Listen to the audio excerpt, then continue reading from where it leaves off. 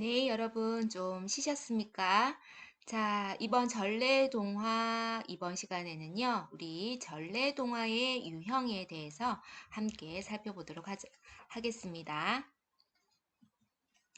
자, 전래동화의 유형에서는요, 신화, 그리고 우리 전설, 민담, 네, 이렇게 나누어서 우리가 살펴볼 텐데요.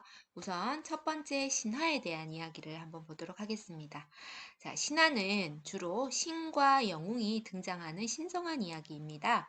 그래서 동화 발생의 기원이고 또 인간의 세계관과 또 인생관을 제시하는 가장 원초적인 문학의 형태라고 할 수 있겠습니다. 자, 그리고 신화에서는요. 환상과 마술, 그리고 상상적인 요소가 풍부하고 고대인의 사회적 관습, 신념이 반영되어 있고요. 또 인류와 사회, 종교적 관습의 기원, 민족과 국가의 발생, 해와 달, 천둥, 번개와 같은 자연의 신비, 인생의 희로애락 등이 제시가 되어 있습니다. 자, 또 신화는 우리 종교적 또 철학적인 의미를 내포하고 있고요. 우리의 삶에 존엄성과 의미를 부여하고 있다라고 할 수 있겠습니다. 우리나라 신화, 그리고 그리스 로마 신화, 아, 그리고 북유럽 신화로 나누어서 우리 살펴보도록 합시다. 자, 우리나라의 신화는 건국신화, 그리고 개국신화가 대부분인데 이 개국시조의 유래와 출생에 대한 인간신화이고요. 그 난생사상이나 또 태양숭배 사상을 담고 있습니다. 뭐 단군신화 잘 알고 계시죠? 그래서 곰과 네, 쑥과 마늘을 이게 먹다가 이 곰이 사람이 된 거죠. 옹녀, 그죠? 그래서 인간 신화에 대한 이야기, 그리고 또 마고할미에 대한 이야기가 있습니다. 이 마고할미의 전설은요, 그 지리산에 이 천왕봉이 있습니다. 이 천왕봉에 그 이 마고할미의 전설이 그 많은 또 우리가 알고 있는 이 지리산을 통해서 이 마고할미의 전설이 전해지는데 이 하늘신의 딸인 마고할미가 그 지리산에서 이렇게 불도를 닦고 있는 도인을 만나서 결혼해서 8명의 딸을 낳습니다. 그런데 그 도인이 어느 날 득도한 후에 돌아오겠다고 약속한 후에 그 산으로 그 반야봉이라는 산이 있는데 그 봉우리 떠나서 돌아오지 않았어요. 그래서 남편을 기다리고 있던 마고 할미가 반야를 기다리다가 석상이 되었다는 그러한 이야기입니다. 예, 그래서 이 반야 그 도인이 득도하기 위해서 머물렀던 봉우리를 이제 반야봉이라고 불렀고 또 8명의 딸은 전국에 흩어져서 팔도무당이 되었다는 그러한 전설이 있습니다.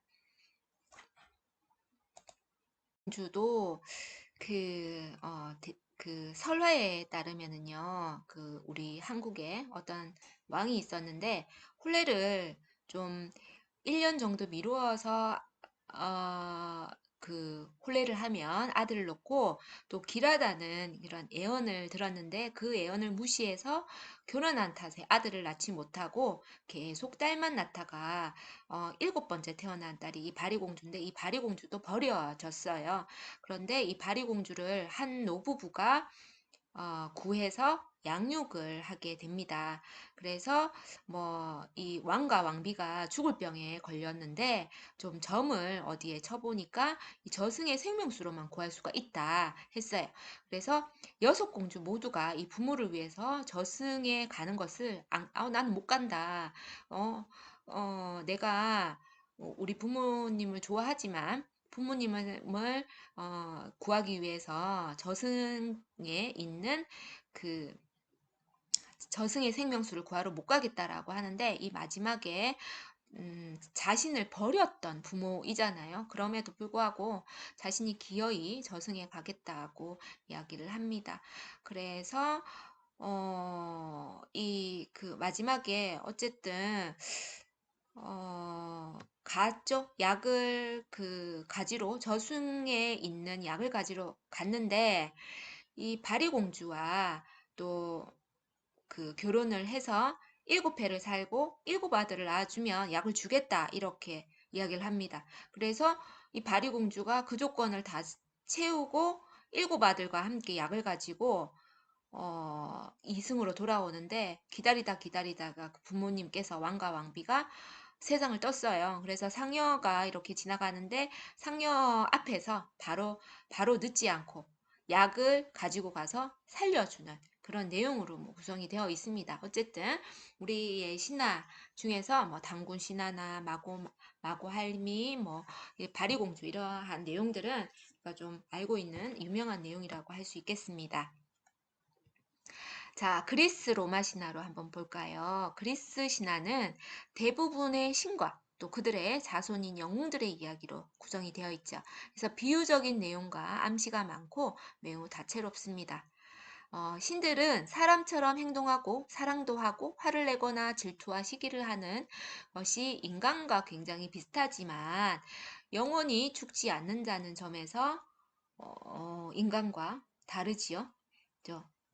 이 신들은 형체를 마음대로 바꿔서 동물이 되기도 하고 또 생명 없는 물체가 되기도 하는 것과 같이 이 그리스 로마 신화는 우리 어린아이들에게 굉장한 흥미를 돋구는 요소들이 많습니다. 여러분들도 어릴 때 이 그리스 로마 신화 많이 읽으셨죠? 그죠? 네.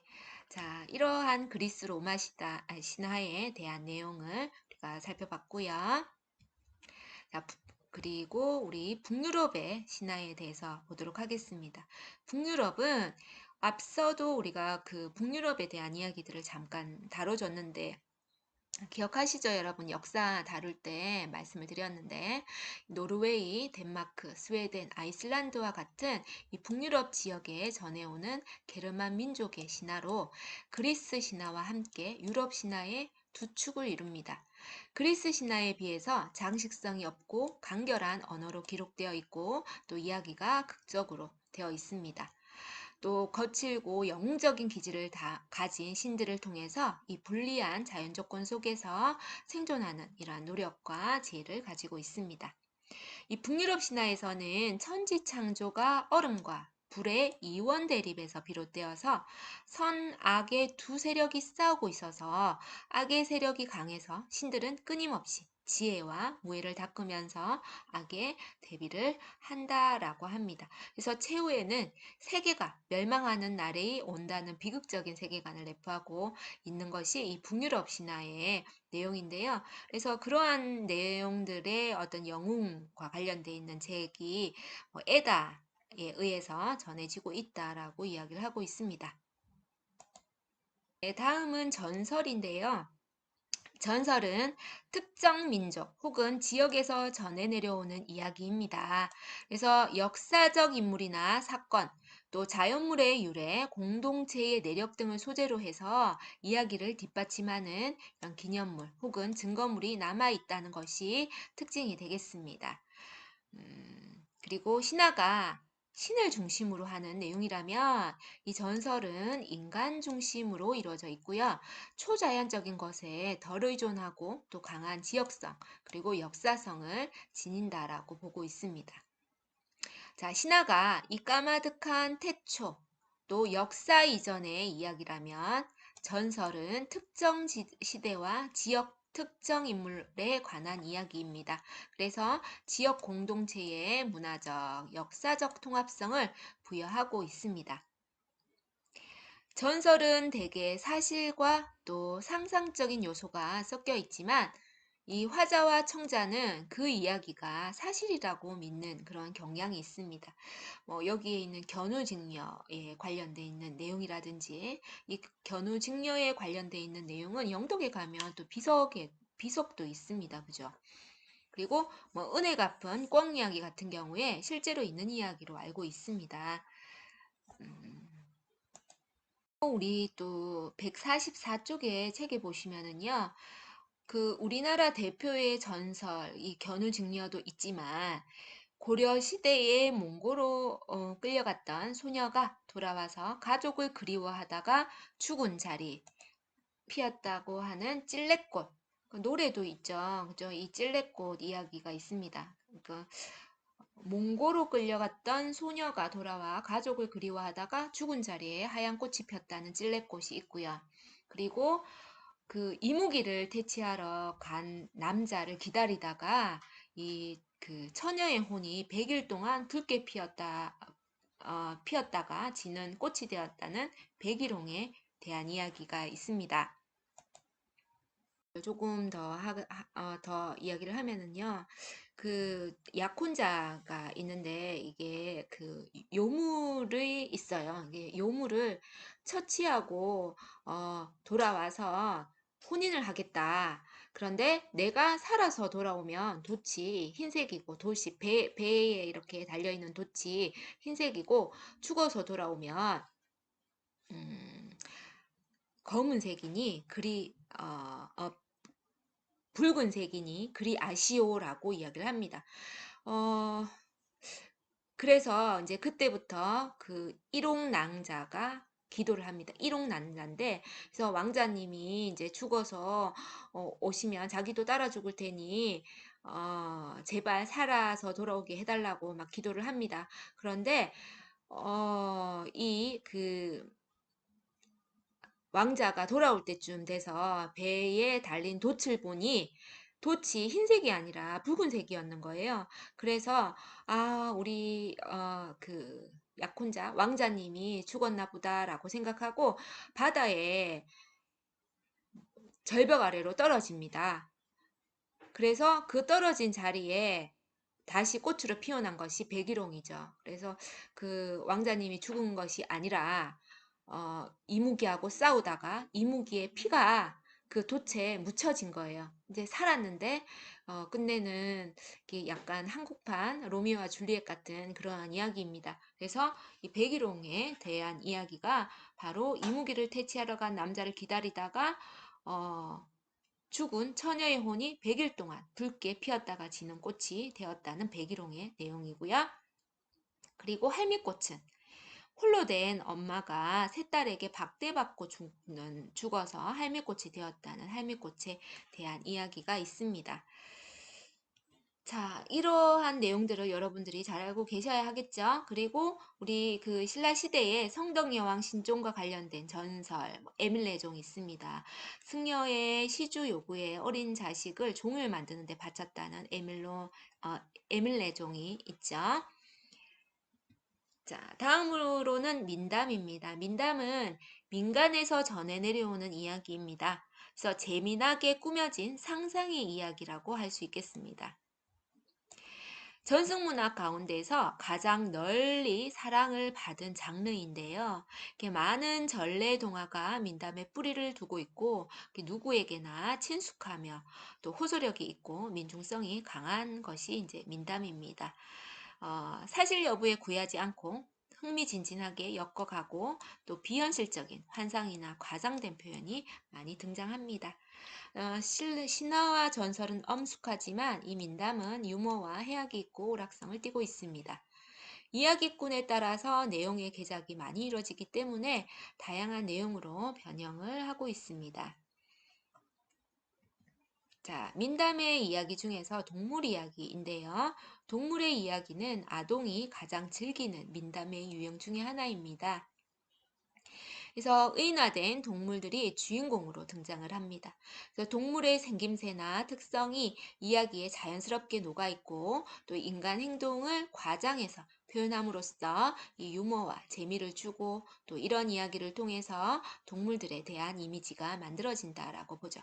그래서 뭐 토끼와 자라, 호랑이와 곶감, 장아 신은 고양이, 뭐 용감무쌍, 염소 삼형제 라는 내용들의 동물 이야기의 내용으로 우리가 살펴볼 수 있습니다. 굉장히 많이 있습니다. 우리 책에 또 늑대와 7마리 아기 염소라든지, 뭐 등등 우리가 동물 나오는 팥죽 할머니와 호랑이 같은 경우도 이게 해당이 되겠습니다. 그죠?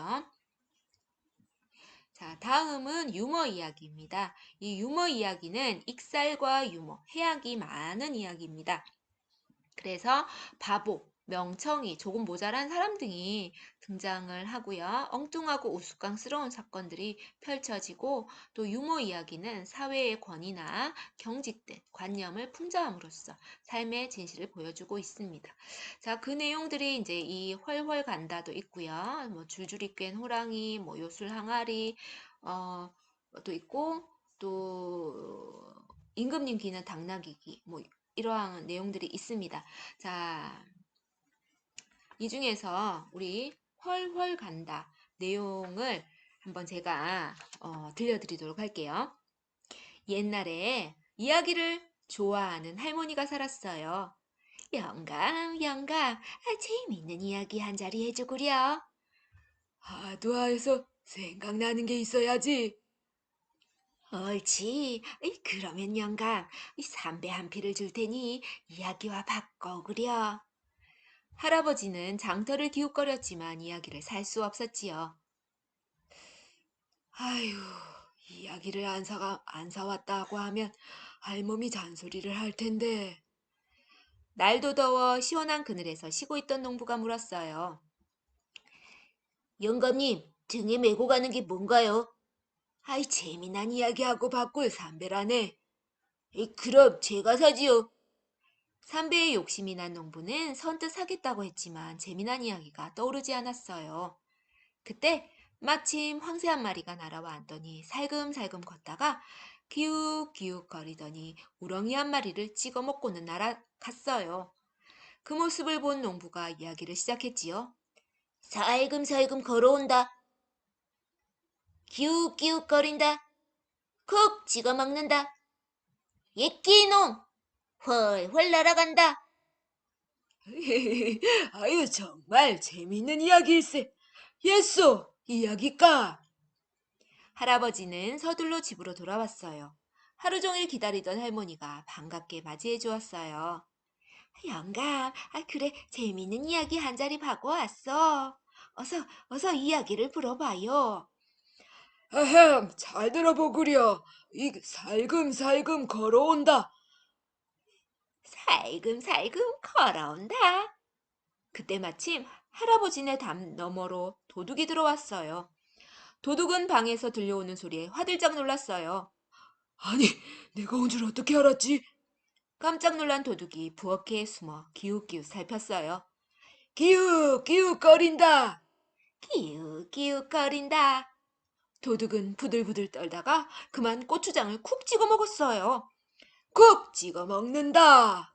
콕 찍어 먹는다. 도둑은 간이 콩알만해졌어요. 누군가 자기의 행동을 다 지켜보고 있다고 생각했지요. 예끼 이놈! 예끼 이놈! 도둑은 너무 놀라 걸음만 알살려라 담을 훌쩍 넘어 달아났어요. 훨훨 날아간다. 훨훨 날아간다. 아무것도 모르는 할아버지와 할머니는 배를 잡고 하하호호 웃었어요.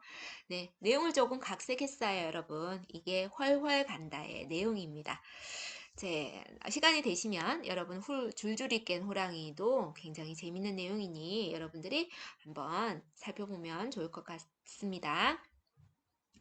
자, 다음은 마술 이야기입니다. 마술 이야기는 도깨비, 요정, 마녀, 귀신, 산신령, 거인, 난쟁이, 초인 등이 등장하는 이야기죠. 그래서 다수의 민담이 이 유형에 속한다. 인물들은 현실적으로 불가능한 일을 하고 또 주인공을 방해하거나 구해주기도 하면서 극적인 재미와 흥미를 돋구어 줍니다. 어떤 내용들이 있을까요? 이 마술 이야기 같은 경우는 뭐 콩쥐팥쥐도 우리 나오죠. 나오고 혹부리 영감도 또 나오기도 하고 이 주인공을 방해하거나 또 구해주는 역할을 하잖아요.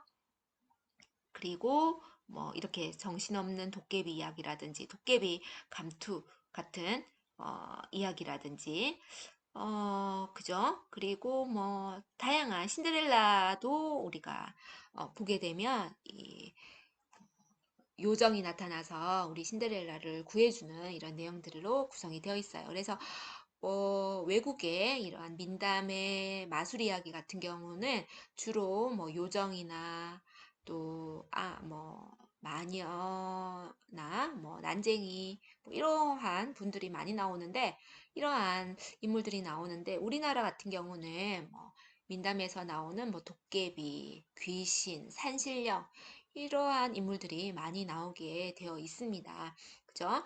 그래서 그 서양과 우리나라의 어떤 그렇지만 이 부분들이 우리가 입으로 입으로 전해 내려오면서 뭐 신화나 전설이나 민담에 대한 차이를 제시하고 있지만, 사실 신화, 전설, 민담을 구분하기는 좀 어려운 부분들이 있습니다.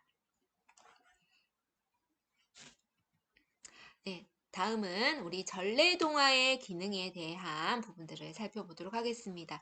전래동화는 아동에게 전통문화유산을 전달해주고 도덕성, 그리고 바람직한 인격 형성을 도와주고 또 정신적 힘을 길러줌과 동시에 상상력과 창의적인 사고를 길러주는 기능을 하고 있습니다. 동화의 기능은 크게 네 가지로 설명을 하고 있습니다. 첫 번째는 전통문화유산을 전달해 줍니다. 전래동화는 민족의 고유한 전통과 사상의 뿌리를 가지기 때문에 전통사회의 중요 가치를 되살리는 좋은 도구가 된다라고 합니다. 우리 아이들은 재미있는 이야기 형식을 통해서 자연스럽게 효도를 배우고 나라를 사랑하는 마음도 키우고 친구들과 사이좋게 지내는 마음, 그리고 형제 간에 사이좋게 지내는 우애 같은 우리 민족의 전통적인 이런 가치를 배우게 되죠. 그러면서 조상들의 유머와 재치, 그리고 풍자와 해악, 또 생활의 먹과 지혜도 자연스럽게 접할 수가 있습니다. 자, 그리고 도덕성과 바람직한 인격 형성을 도와줍니다. 많은 전래 동화가 바로 권선징악이라는 주제를 가지고 있습니다. 그래서 바른 심성과 정직, 효행, 인내, 보은, 욕심에 대한 경계를 강조하는 우리 이 전래동화는 아동의 도덕성과 윤리의식, 또 바람직한 인격 형성에 긍정적인 영향을 줍니다. 이 전래동화에서 모든 선과 악이 어떤 인물의 모습이나 행위로 되어 있죠. 그래서 악한이 벌을 받는 결말 부분에서 이 아동이 도덕적 교훈을 얻는 것은 아닙니다. 그냥 현실에서나 또 옛날 이야기에서나 처벌에 대한 두려움은 이 악행을 좀 제한적으로 억제할 뿐이고요. 이 악행으로는 결코 승리할 수 없다는 이런 확신이 더 효과적인 이 악행의 억제 수단이 될 수 있습니다.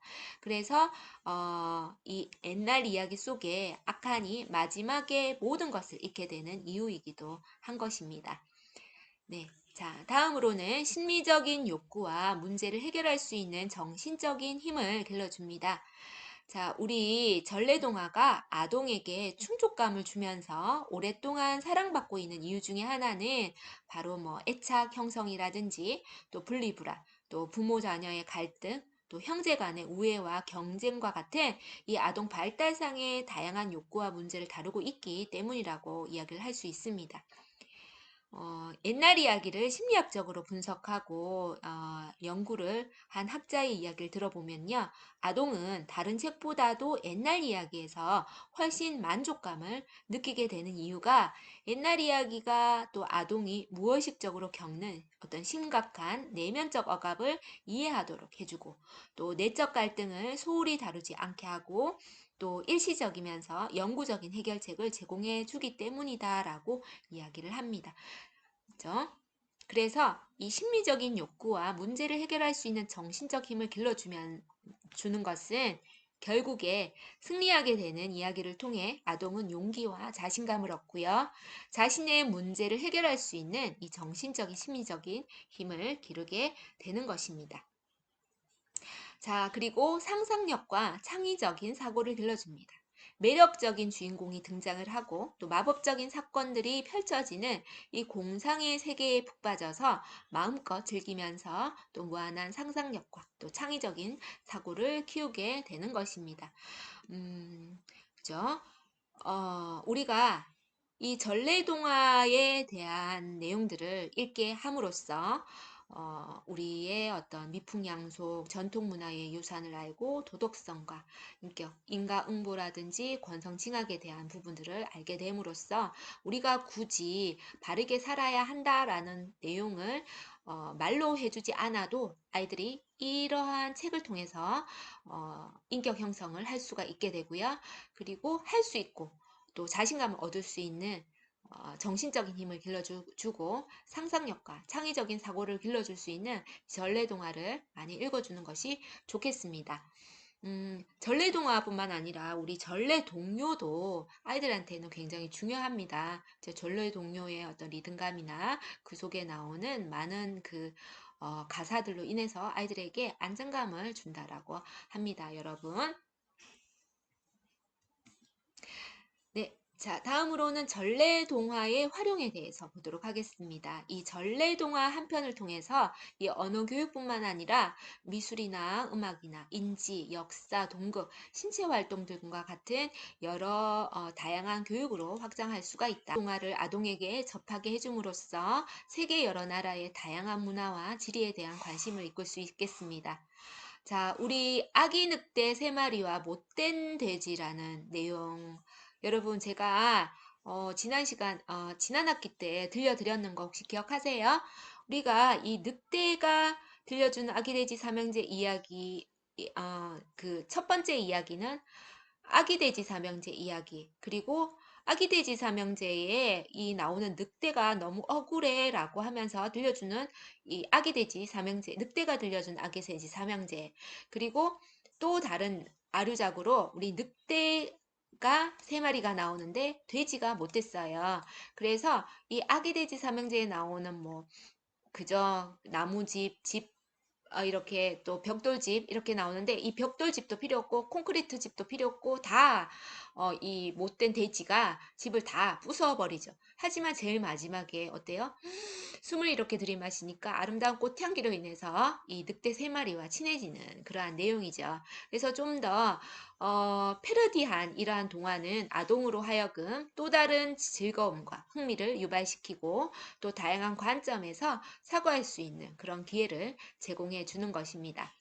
자, 그리고 전래동화의 뒷이야기를 지어보기 활동을 통해서 아동의 상상력과 창의적인 사고를 키우고 창작의 즐거움을 알 수 있는 이러한 전래동화의 활용 부분을 좀 많이 활용하셨으면 좋겠습니다. 자, 이번 주도 수고 많이 하셨습니다. 자, 이번 주는 전래동화에 대한 부분들을 우리가 살펴봤습니다. 제가 언급하지 않는 전래동화도 굉장히 많습니다. 그죠, 여러분? 그래서 옛날 동화와 관련되어 있는 이 동화를 좀 많이 살펴보시고 읽어보시면 좋을 것 같고요. 자, 우리 다음 주에는 생활동화로 또 여러분과 함께 해보도록 할게요. 자, 이번 주도 건강하게 잘 보내세요.